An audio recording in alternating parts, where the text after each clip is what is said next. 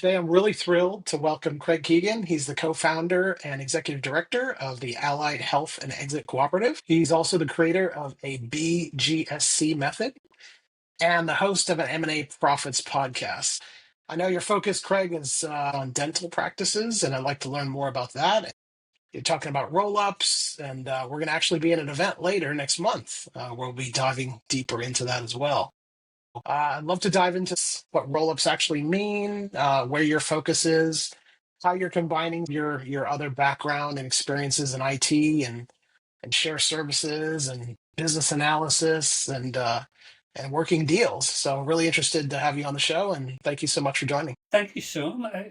So we're going to cover all of that, are we? Well, this is going to be a 2-hour podcast. It's going to be a ripper, this one. Yeah, exactly. I've been doing M&As for the last 25 years, predominantly from an IT perspective. Over recent years, it's been on a more holistic perspective. A lot of it's been in the health areas. So what I'm doing these days is dental roll-ups. Now, I'm actually doing a rather unique take on this. And as you said, it's a blend. What I'm doing is I'm doing a cooperative rather than a sell me your business and I'm going to make all these changes and then I'm going to go and sell them all together. So the difference is with the cooperative, a lot of these dental practices and any allied health organisations, they're really good at what they do in their medical practitioner side of things. But they're not trained to be business people. And when they get out in the world, they go out there and they set up a business and they don't get the numbers, the rewards they should be getting. Now, the reason for that is there's about 13 pillars in every business.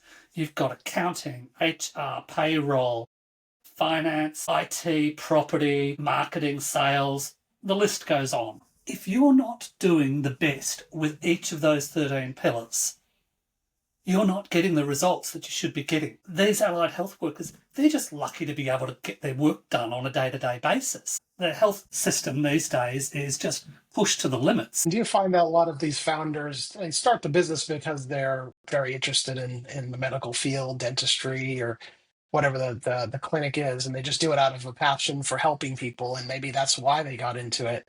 But then they actually realize it's more than just helping patients and patient care. You've got to run a business that's profitable to keep it going. And like you said, there's all the departments that any business has to deal with. And having someone from the outside come in and coach them and help them, that's an immense value. Well, it is because they don't know how to do this. They weren't taught this in their course. So what do? They go off to a professional development day, PD day, winner. And then, of course, we all know that once you go off to one of those and you come back, you're very excited for the first 2 days, and then nothing happens thereafter. So they need someone to go in there and work with them on an ongoing basis, on a fractional basis, to get their numbers right, build up each pillar of their business. Well, I decided that they were never going to do that. They were never going to do it. They haven't got the time. So what I've done is I've set up a shared services division, which covers all of those pillars for allied health. So now what they can do is they can outsource those functionalities to my shared services division, and we will grow their numbers because we know what we're doing.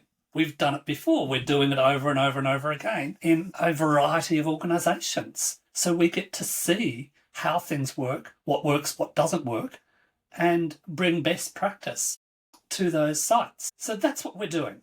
And that is the first stage of the cooperative, is they come on board there.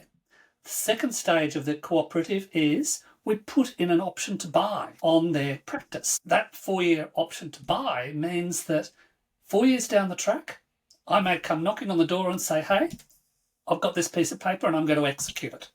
I want your business, I'm going to sell it. Now, we'd already set a price, and it was a very attractive price, very attractive, and we're going to execute this. And I've had people say to me, so what happens if they don't want to sell? Well, the last thing I want to do is take on a business that's adversarial. It's going to cause grief. It's going to downgrade everything else. So, no, I don't want it. I won't execute it if that's the case. There's this misconception, business owners thinking, there's this guy, he's the slick private equity, the investor is going to come in. Like you said, he wants to buy my business and take away the name and change everything that I've done, built over 30 years. How do you open their minds to this opportunity where they can actually create value beyond the actual business that they're running right now? There are 1,276 independent dental practices in Melbourne. That's a lot. I'm looking for 30 over a 4-year period. I don't need to go out there and sell this. I don't need to go and put pressure on anyone. This is a journey that I will invite people to come along on. And as I said, if we get to the finish line, basically, and I hold up this piece of paper, and they don't want to sell, it's not going to work. It's not going to work for me. Therefore, rip it up and get rid of it. So, no. The answer to that question is it's a journey, and we can grow their back end. We can help them with their back end. And if they sell to us at a later date, fine. If they don't, they can still stay in there and they can still have their nights off with their kids and their wife. Benefiting from the advice, the community of other people that are in similar businesses, and the coaching that you're providing, and just getting opportunities to hear things they wouldn't other if they're just heads down in their own business. Well, not just that. The issue is that if they are having difficulties with their business and they're in our shared services group, that causes me problems. I don't want problems. I want to fix it. I have a vested interest to make sure they're running well, because if they're not, it causes me troubles, and I don't want that. So they now have a partner that is vested in their business. Yeah, absolutely. You have a long history of working in technology, from solution architect design to business analysis to you've worn probably all the hats in the IT I have. world. I've got a whole rack of them up there. Yeah, I was actually recently having a chat with my team of BAs, and we were talking about the skill sets necessary for that sort of person who goes in with that tech agnostic mind. Yes, it's involving technology, but they have to look at what's driving the business and understand not just what the customer or business owner tells you, but read between the lines of it. Absolutely. Do you see that when you start going into these new businesses and starting to understand the dental practice, and they say one thing, but in reality, maybe you start looking at the books or you start meeting the people involved, and it's actually not as it seems? Is that a common thing? I don't even need to go in to find that out. As you just said there, they say one thing. You can hear the words they're using, and I've been around so long that I know in advance what's going to be happening in the business. So yes, don't even have to go in. It's a bit of that high emotional intelligence, right? Is kind of reading between the lines and knowing people, and it's having been in the trenches getting so a sense long, of it. Sean. It really has. It's the battle scars that's the issues there. So yes. So you've got 1,200 potential, let's say, partners that you could work with, but you're looking for 30. What is the biggest challenges that you're seeing the dental practices face right now in 2025? Like, I'll give you an example. Like, I've spent time living in the US and I've gone to dentists there. I've gone to dentists in Thailand and here in Australia. And, they're all different and the pricing varies and everything else. I mean, what's the biggest challenge you're seeing in Australia specifically now for these dental practices? It's the same challenges we've always had in Australia. It's wages. Wages are so high in Australia. Whereas they're not that high in the US, they're not that high in Thailand. But in Australia, we have very high wages, and that has a big impact on the business.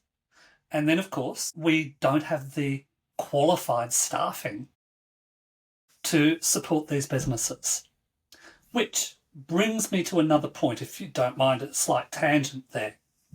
And that is that each dental practice will hire a clinical manager, as an example. That clinical manager isn't always a clinical manager. They're doing other jobs as well. However, as a cooperative, we could now have that clinical manager working at 5 different sites. We're giving them a career opportunity now.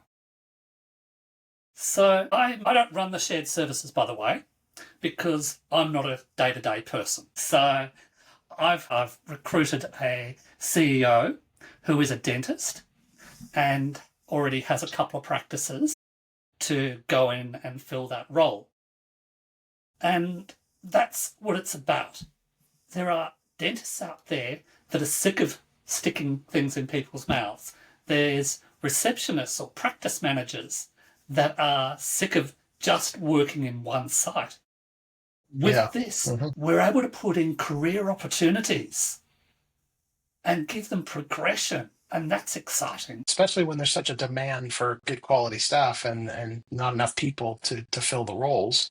You're giving them that opportunity to say this practice is much more attractive than the one that maybe never goes out there outside of the little box. And if those great people get bored, they're going to go somewhere else. Whereas this way, we get to give them opportunities so as to keep their interest. And that really excites me. It does. Because people need to be inspired. And this gives the opportunity. I've done M&As for 25 years. M&As are where you've got a template and then you've got a hammer and chisel and you chisel off the outer bits to make the business fit that template. I've been the hammer and chisel, but I've got to say, roll-ups are the way to go because I'm a dream maker. I make everybody's dreams come true.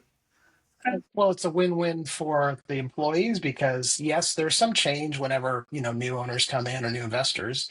But like you said, you're giving opportunities for them to expand their lens beyond just the practice they're in. It's a win for the owner because they're creating value immediately, getting equity or payout initially when the business is purchased. And then they're also, able to potentially partner with you in other business opportunities and you grow and bring these practices together. So it's a win-win-win, I think, for everyone. You're right. And these employees don't have the option right now to have an investment in the business. Whereas with a roll-up, we can say, hey, we really want you to stick around for another 4 years. And we're going to give you a percentage of the business to do that. Again, it's just a wonderful way of doing it and rewarding the great people in the business. And it stops that flow, that loss of staff as well. With an M&A, you tend to lose about 20% of staff over the coming 12 months. With a roll-up, you don't do that, if you do it correctly. You need the experts who are running a successful business now to keep running a successful business. That's right, for another 4 to 5 years as a minimum. Yes. So it's get in early, profit now, profit later. I think, like, I was also part of an integration team where we had traveled around the US and we were, actually acquiring salvage pool operations for this company called Copart. This is in the late 90s. And every time you would go to the new facility they had acquired, it was a family business. We're talking mom and pop, computer systems are old and you have to bring everybody on the same system so that you can get the kind of roll up of the reporting to the senior leadership, doing audits of how the operational processes are working. And actually, this is in the day of AS400 for the people that are technical watching this. This is really a long time ago, let's say. Nobody's going to believe you're that old. Yeah. So, it's amazing. You go into a different, at the time I was going to different states. So there's different cultures in the South or in the Northeast or in the West Coast or whatever. But as you're going to the businesses, there's an immediate, oh my God, there's new owners coming in. They've taken us over. And we did the same thing. We said, look, no longer are you just this one place in a very small town in this state. You're now part of a nationwide and soon to be international company. and it's a massive company today. And there's been career paths. So I got involved in developing the first general manager training Yeah. program so that people would never have an opportunity. And they became regional directors. And then maybe they became head of a department in this larger organization where people were benefiting. And you go look at the stock now; it's moonshotted since the time of the '90s. So like I do absolutely agree. There's benefit to do that, but culture plays an important part. And I remember back then that there was a leader who was a founder. He started the company himself, but he instilled a culture of innovation and of continuous improvement and of taking care of the money as if it's your own. Like there's certain things about the culture that when people who were kind of attracted to that came in, they would be successful. And so you would have that idea that you want to find leaders that would kind of gel with the culture and were able to kind of take it forward. Because once you get to a certain scale, it's also hard for the founder to talk to everybody. That's just not possible. Absolutely.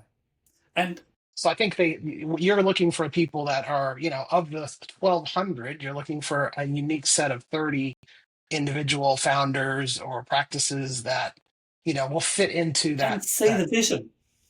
Yeah, and see the vision. Yeah. Yes, exactly. Now, I said before that I've got a CEO in place who owns a couple of dental practices himself. I have had very clear conversations with him and said, look, you might be the person to get it to 10, 20 million, but you're not going to be the person to get it from 20 to 132 million. The different skill sets. Yeah. They are. So I said, you'll be in that role. I said, you might fall down to a different role, which is what you're describing. Instead of going up, they're going down one step, and you put someone else in that's got that $100 million experience, because again, they need that vision. Whereas someone that owns 2 practices can contemplate owning 15, but can they really contemplate owning 30? There's the difference. Yes. So I've already had that conversation and making sure that it's framed and we are clear on that, because you don't want to get down the track and have people disappointed. Oh, you said this. Well, yes. No. You've got to preempt those issues. So in your method, your BGSC method, can you explain that a little bit more in deeper detail? Sure. So it's the same thing for businesses, and that is you build, you acquire and build, you grow, you scale, and then you cash out. So BGSC, build, grow, scale, and cash out.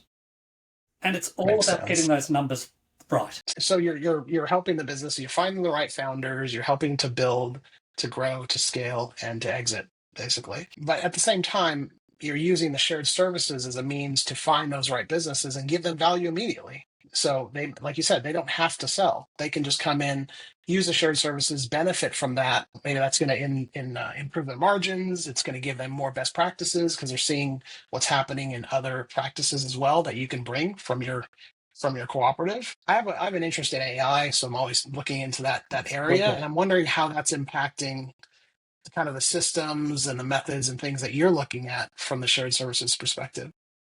Can you comment on that a bit? Absolutely. I was chatting with someone in HR a few days ago, and I was talking about when you're doing an interview these days, a job interview with someone, you should always be recording that job interview.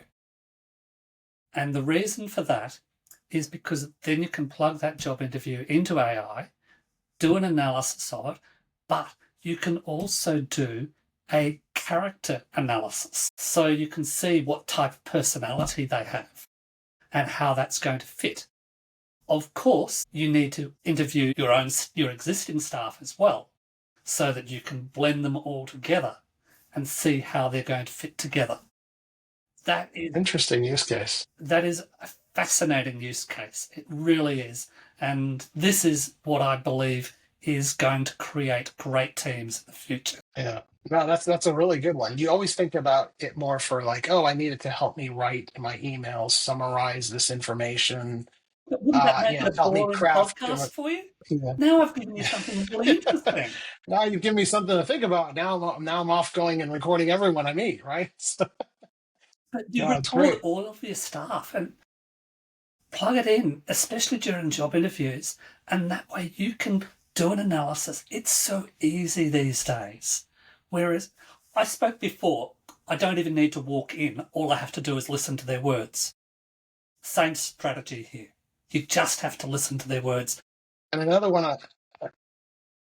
great one I came across if you're using the AI chatbots a lot, like ChatGPT, people always ask it questions to try to get some kind of insight or response or summarize something.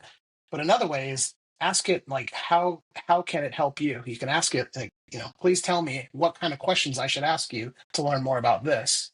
Or you can say, what do you know about me? And that's maybe a bit of a scary one if you use it a lot, but it's quite insightful. The other day I was using it, I said, what do you know about me? What do you think my top values are?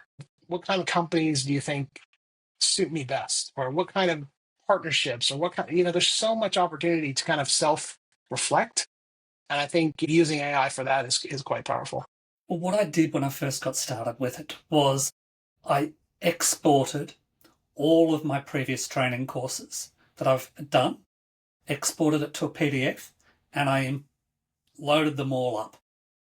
And I said, this is everything that I know. Use this as a basis for communications going forward and analysis going forward. And that way I could get everything that, well, I wish it was in my brain, but everything that should be in my brain down. And I spent probably about a week just loading stuff up, building up, exporting my LinkedIn, my profile there, my resumes, all of that sort of stuff, just building it all in so that it knew who I was. Now, I don't recommend that you do that if you've got just the default AI. It should be private. You need to have a private one. Yes. So yes, I don't recommend it otherwise. So you've built a bit of a brain an AI brain you've built that knows who Craig is, and Absolutely. now and that context is now there. So every time you ask it a question, it goes, what your goals are, what you're trying to achieve, say in 2025, and the type of target audience you're shooting for, and helps you craft some ideas and messages and how to help. Absolutely. Because if you don't fill it full of your stuff, it will make stuff up. You've got to give it Yes. something to work with. And because you don't want it making stuff up. But from that, Yeah. What are your thoughts about it becomes so easy to use and be dependent on the AI, using chatbots to get answers. But you obviously have a background and experience, a wealth of experience over many years, as opposed to someone who's coming in and kind of looks like they know what they're talking about because they know how to ask a chatbot a question. There's a sense that people might be losing the value of experience, of wisdom, right? Of people that have gone through the trenches and understand, and they've actually done it pre AI, or maybe for some of us, pre email. So there's a new generation that I think there's a danger of losing a bit of the critical thinking skills that I think are actually developed over time. What are your thoughts around, how do we keep that humanity and how do we keep that logical reasoning and critical thinking so that people are actually coming up and learning the skills of marketing, learning the skills of sales or operations or finance, or what are your thoughts on that? well, I go back, my son is 27. When he was about 14, he went to a private school. And I went in and I saw the principal. And I said, okay. I said, I believe that the education system in Australia was built in the 19th century, worked pretty well for the first half of the 20th century, struggled through the 20th century, but doesn't work in the 21st century. I said, what I would like to do is to go and sack all of the teachers. Let's get rid of all of the teachers. Start again. Now, I want to go and employ 6 teachers in every subject and pay them $1 million a year. So I want the best. I don't care if they're in Australia or where they are. I want the best 6 teachers in that subject.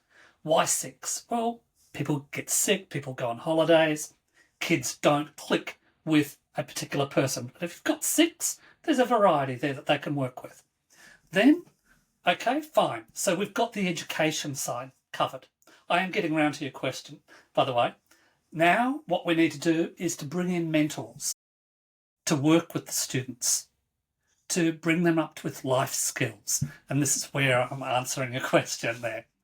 They need life skills and they need to know how to take this education and think about it in the real world.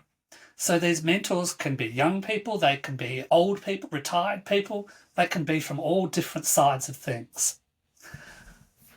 I said that is going to grow better rounded students and young people. I said, but they're also going to have access to the best education around. What do I think about them being dumbing down because of AI? I don't think so. No. The question that I would ask is, do they really need to know that? Or if I want to know sales, should I just go in, load up my AI sales bot and say, here, that way I'm getting the best knowledge in the world. Why should I struggle through trying to do stuff that I'm never going to be as good as these other people with? Yeah. So I don't think that we're losing out. There are going to be areas where we'll have to learn about, and that's people skills, and it's going to change our priorities as to what we're doing and what we're learning. But I think AI has a huge part to play, and I don't think that the sky's falling in. I really don't. I love the optimism. Yes, I agree with you. I Here's a think scary thing it's for a tool. you, okay? Here's a scary thing. What happens if we go to war? In Australia, we go to war, we're surrounded by water. First thing the enemy's going to do is go and snip the internet cable. We've now lost our internet, we've now lost our AI. Then we're in a bit of bother, aren't we? That's more of a concern, I think, than dumbing down our people. Yeah, definitely. No, good. I like the optimism, but also the bit of a warning. We do need to think about what the impacts are on society, on businesses, on just personal learning and growth and development. And I like your idea about looking at different ways to educate versus just looking at what was probably built for a different time. For the Industrial Revolution, education's been structured a long time the same way. So yeah, and I know you're coaching and you're helping others in your own circle of influence and helping others to come up and understand the benefits of understanding business and not just thinking about it as it's my life's passion, but necessarily they might not be thinking about it in terms of running an active, sustainable business. And I think that's important. And an exitable one. People And got an to excellent one. consider how to exit their business because you never know Yes. when you have to exit, and you've always got to be prepared. Yeah. With that, if somebody wants to get a hold of you and reach you and discuss be one of those 30 dentistry practices or even just taking advantage of your shared services, what's the best way they can reach LinkedIn's out to always you? a good way. So catch me on LinkedIn and send me a message there. I'm a heavy user of LinkedIn. Great. And for your podcast, tell us a little bit about the podcast, the last closing seconds here. It's called M&A Profits, Lessons from the Trenches. And again, it goes back to those battle scars. So I try and find other people that are more beaten up than me who can give great insights into how to make things profitable for these businesses that are being acquired and when they're being blended and merged. And you spoke before, it is all about people. It really is. So you go through every episode and it's always going to be about people.